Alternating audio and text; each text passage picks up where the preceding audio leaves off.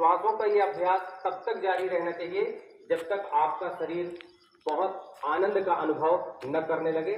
ये बताएगा कि आपका शरीर अब योग के लिए पूर्णतः तैयार है। समय अभाव के कारण हम सारी क्रियाएं जल्दी जल्दी करके बताएंगे। इसके बाद सावधान की इस अवस्था से दोनों हाथों को इस प्रकार कमर पर रख लीजिए और फॉरवर्ड बेंडिंग करने का प्रयास करिए। धीरे धीरे सामने की ओर झुकिए, श्वासों को छोड़ते जाइए, नजरें सामने रखने का प्रयास करिए।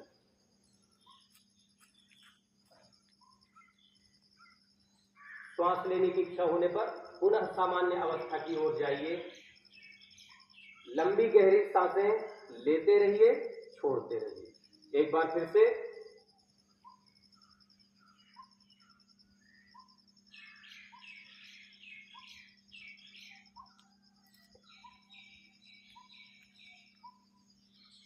एक बार पुनः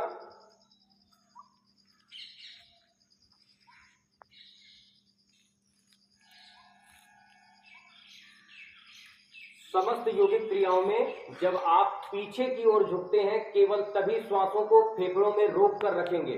अन्य सभी स्थितियों में चाहे आप सामने झुके या अगल बगल, उस समय श्वास बाहर रखना चाहिए। अब इसके बाद लेफ्ट और राइट साइड अपने शरीर को बेंड करिए। लंबी गहरी सांस लीजिए, श्वास छोड़ते हुए बाईं ओर झुकने का प्रयास करिए। मिस्टी इतने जल्दी जल्दी नहीं बेटा। पुनः सामान्य अवस्था में आइए। एक बार फिर से राइट साइड।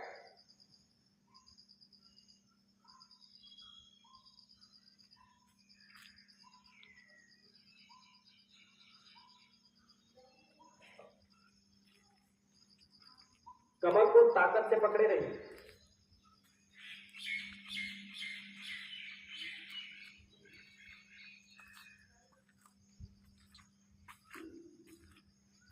तीसरी आवृत्ति।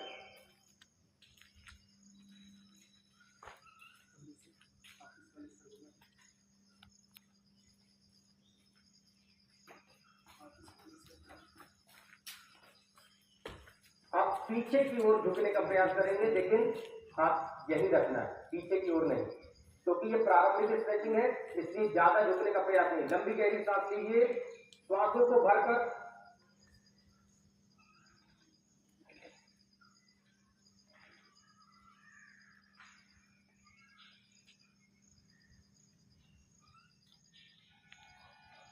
इस क्रिया की 3 आवृत्ति दोहराइए। पीछे की ओर झुकते समय थोड़ा सावधान रखें, ज्यादा प्रयास न करें।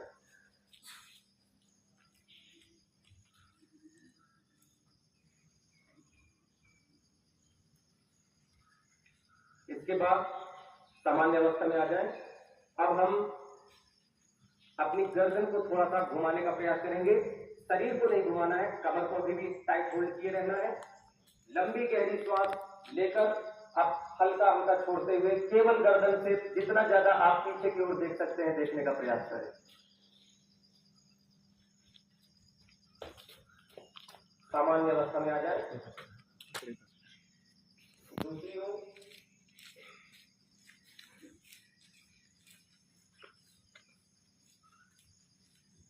सामान्य अवस्था में लंबी गहरी श्वास लेते हुए फिर इस साइड।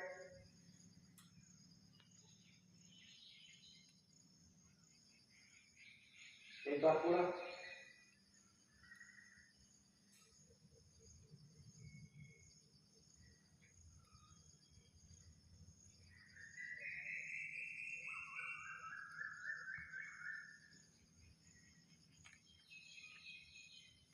ये सभी सूक्ष्म व्यायाम कहलाते हैं। इनके बहुत से अंग हैं, लेकिन समयाभाव के कारण एक लास्ट अब हम और ले रहे हैं, जिनमें से है आप अपनी कमर को ट्विस्ट करेंगे। इसी प्रकार से लंबी गहरी श्वास लेते हुए अब केवल गर्दन नहीं बल्कि पूरी कमर के साथ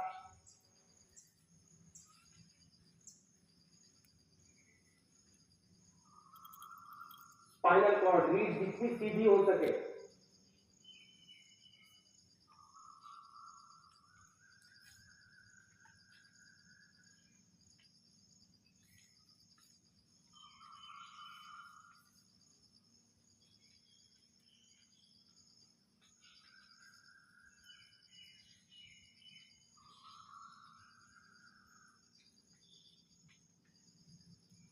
सूक्ष्म व्यायाम में एक जो हम पीटी के रूप में करते हैं, ये भी एक बहुत अच्छा सूक्ष्म व्यायाम है, लेकिन इसको श्वासों की गति के साथ करना चाहिए।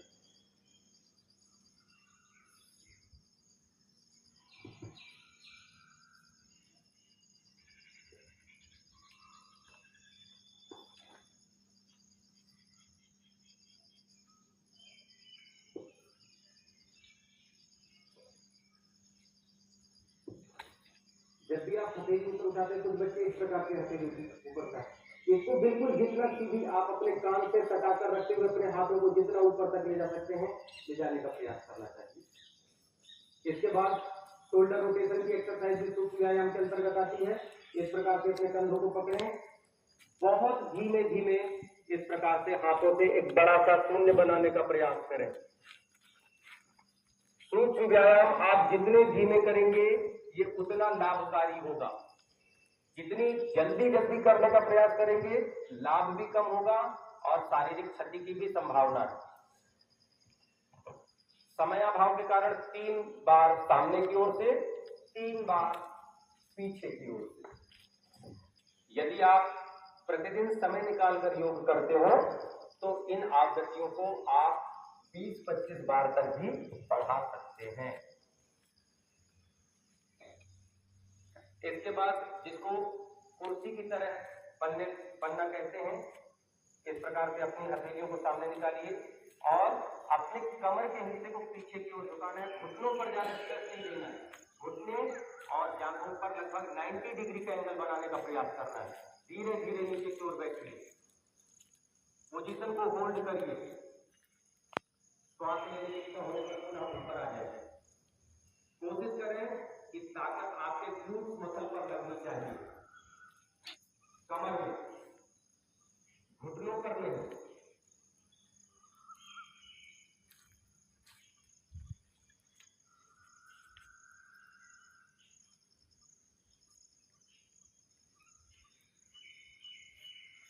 अब सबसे अच्छी स्ट्रेचिंग ताड़ासन।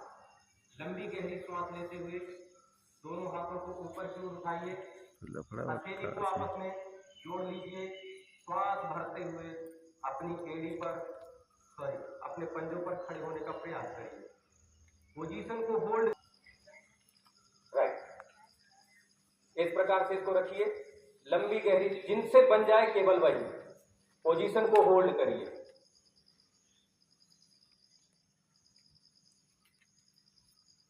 सामान्य अवस्था में आ जाइए। यही क्रम दूसरी ओर से दोहराइए।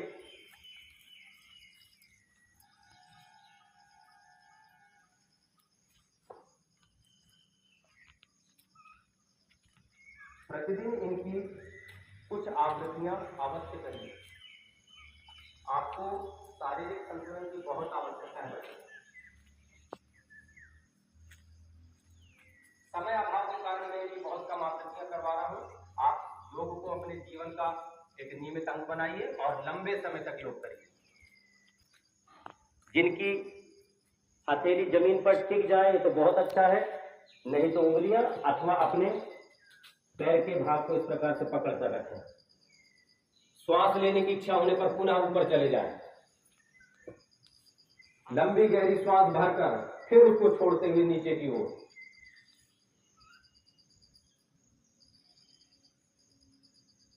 इस आसन की पूर्ण अवस्था में आपका सिर घुटने को टिक जाना चाहिए। ये इसकी पूर्ण अवस्था है, लेकिन पूर्ण अवस्था पहले दिन प्राप्त नहीं की जा सकती।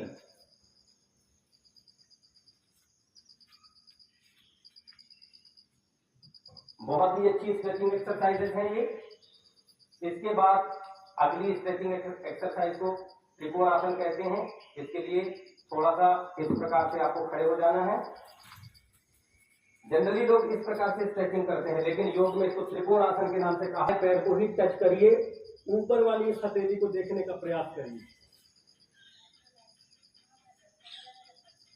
इच्छा होने पर पुनः, ये बहुत लंबी गहरी सांस जरूर लेते रहें। केवल एक ही आवृत्ति कर रहे हैं। बैठकर कुछ स्ट्रेचिंग्स की जाती हैं, जिनमें से सभी को बटरफ्लाई तितली आसन तो बनता ही है, इसलिए उसको फिलहाल छोड़ रहे हैं। सभी लोग अपने स्थान पर बैठ जाएं।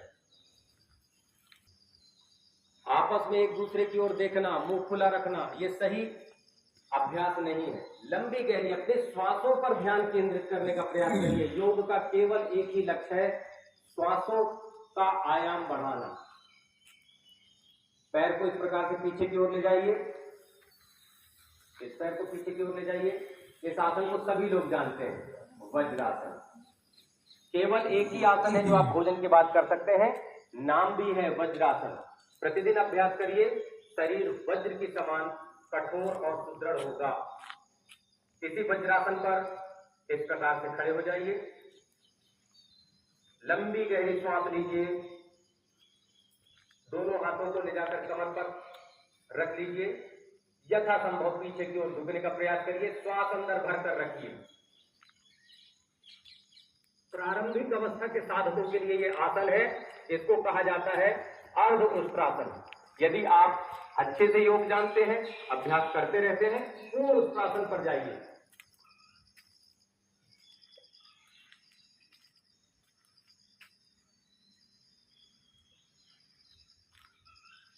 पूरी अवस्था में श्वास अंदर ही रहना चाहिए। श्वास लेने की इच्छा होने पर आपको सामने सीधे आ जाना है। इस बात का ध्यान रखें कि किसी भी अवस्था में शरीर पर जोर तो नहीं पड़ रहा। यदि जोर पड़ रहा है, पहले अर्ध उष्ट्रासन सीखिए, फिर पूर्ण उष्ट्रासन सीखिए। लंबी गहरी श्वासें लेते रहिए।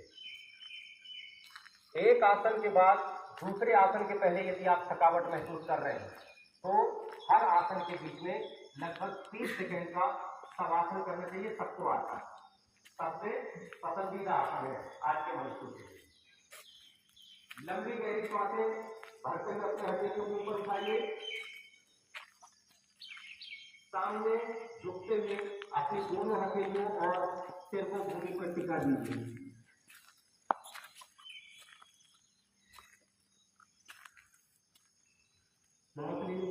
ऊपर आ जाएगी। जब भी हम सामने की ओर झुकेंगे, हमारी श्वास बाहर होनी चाहिए। उस समय श्वास अंदर रखने से इंटरनल इंजरी का खतरा रहता है, क्योंकि ऑर्गन पर अननेसेसरी प्रेशर पड़ रहा है। आप सामने झुक रहे हैं, श्वास भी अंदर रोक के रखें।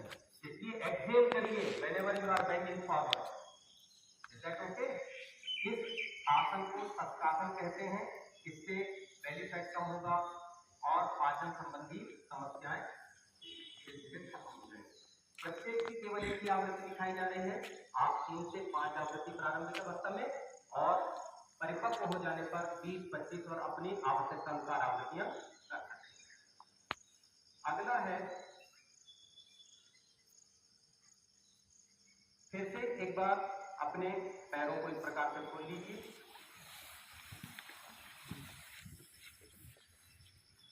बाएं पैर को सामने रखते हुए दाहिने पैर को उसके नीचे से निकालकर इस प्रकार बगल में स्थापित कीजिए। इस हथेली को यहां बगल में रखिए, इस पैर को यहां ले आइए और पीछे की ओर अपने शरीर को पीछे लेने का प्रयास कीजिए। यह है अर्ध वक्रासन। यदि आप अंतिम अवस्था के साधक हैं, इस हथेली को यहां लगा दीजिए, यहां, और शरीर को पीछे लेने का प्रयास। लेकिन हर किसी को ये नहीं करना है। इच्छा होने पर सामने आ जाएगी। इस प्रकार से पैरों को खोल दीजिए। दूसरी ओर वही आवृत्ति करना है। पैर को इस प्रकार बगल में ले जाना है, हाथ को यहाँ स्थापित कर लेना है, इसको यहाँ रखना है। हाथों को कुछ लोग यहाँ से निकालते हैं, कुछ लोग यहाँ से। कोशिश करें यहाँ से आए तो बहुत अच्छा है। प्रारंभिक अवस्था में यहाँ पीछे की ओर देखने का प्रयास करिए।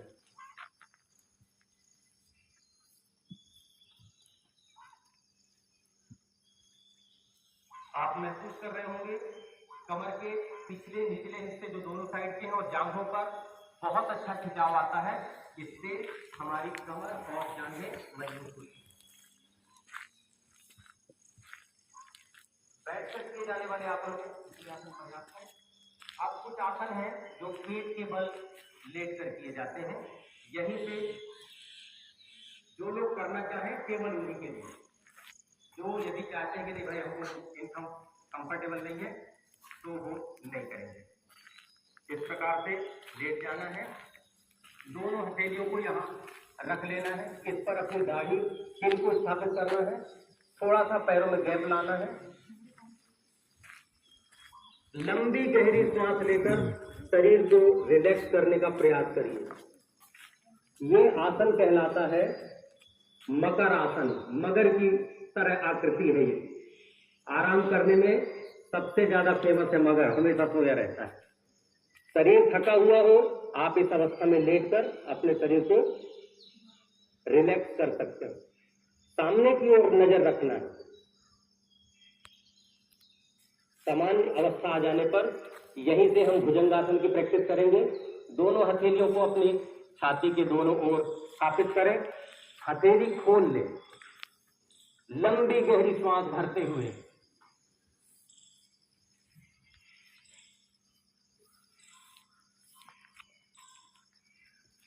श्वास छोड़ते हुए नीचे आ जाए। एक बार पुनः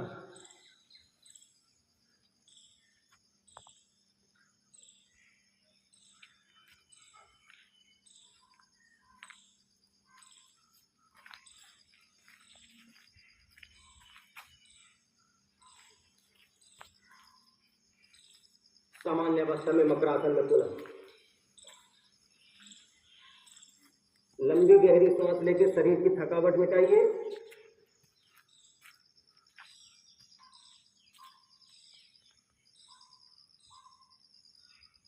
सामान्य अवस्था आ जाने पर अपने दोनों पैरों को यूं मोड़िए। दोनों हथेली से अपने पैरों को पकड़ लीजिए। दोनों ओर से शरीर को खींचने का प्रयास करिए। धनुरासन। श्वास अंदर रखिए। इच्छा होने पर समयाभाव के कारण केवल इसकी एक ही आवृत्ति दिखाई जा रही है। हम लोग जो लंबे समय तक कुर्सियों में बैठते हैं उससे स्पाइन में एक जकड़न सी आ जाती है। यदि इन सामान्य स्ट्रेचिंग्स को और आज के बताए आसनों को आप करेंगे तो आपको कमर की दिक्कत कभी नहीं होगी। कमर से ही मनुष्य की जवानी। यदि उसकी कमर में कोई प्रॉब्लम आ गई वो बूढ़ा हो गया। अब इसके बाद पीठ के बल लेटकर कुछ आसन किए जाते हैं जिसमें सबसे प्रसिद्ध है सेतुबंध आसन। पीठ के बल लेट जाएं।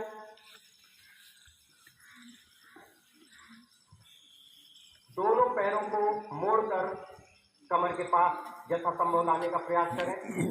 हथेलियों को वहीं पैरों के बगल में स्थापित कर दें।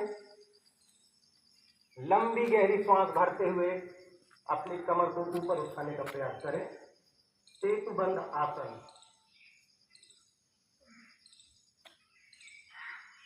जब तक सुखपूर्वक रुक सकें उस अवस्था में रुकें। इच्छा होने पर पुनः धीरे धीरे कमर को जमीन पर टिका लें। एक बार फिर से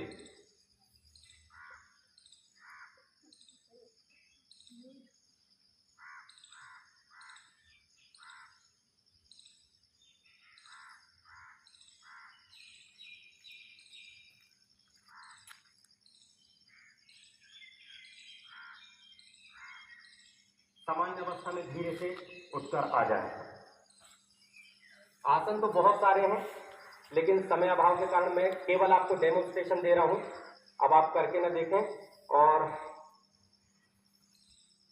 देखिए। यदि इसी पीठ के बल लेटकर हम इस प्रकार से एक एक पैरों को ऊपर उठाएं तो ये और कुछ सेकंड तक उसको रोकें और फिर धीरे धीरे उसको नीचे रख दें तो ये आसन अर्ध उत्तान पादासन कहलाता है। इससे हमारे लोअर इंटेस्टाइन में बहुत अच्छा जोर पड़ता है। और जब आप इसमें परिपक्व हो जाएं दोनों पैरों को इस प्रकार उठाकर ऊपर ले जाएं। पैरों को ऊपर रखने पर आप अपने पेट में कंपन महसूस करेंगे तो ऑब्वियसली वो बेली फैट कम करेगा और हमारे निचले पेट के हिस्से को ताकत देगा। इसमें पीठ के बल लेटकर किए जाने वाले अन्य आसनों में पवन मुक्तासन सभी आप जानते होंगे। एक एक पैर को मोड़कर छाती से टिकाना, दोनों हथेलियों से उसको दबाकर गर्दन को भी उठाकर घुटने पर, चिन को उठाकर घुटने पर टिकाने का प्रयास करना। ये आधे एक एक पैर से अर्ध पवन मुक्तासन, और दोनों पैरों से यदि आप करें तो पवन मुक्तासन कहलाता है। और फिर पीठ के बल लेकर किए जाने वाले आसनों में शवासन सबसे अंतिम है। इसके बाद प्राणायाम का क्रम होगा और फिर सूर्य नमस्कार। लेकिन मैं आदरणीय प्राचार्य महोदय से अनुमति चाहूंगा कि मुझे HCL में भी योग सिखाने जाना है, तो मैं आज के लिए आगे का कार्यक्रम हमारे अन्य टीचर संभालेंगे।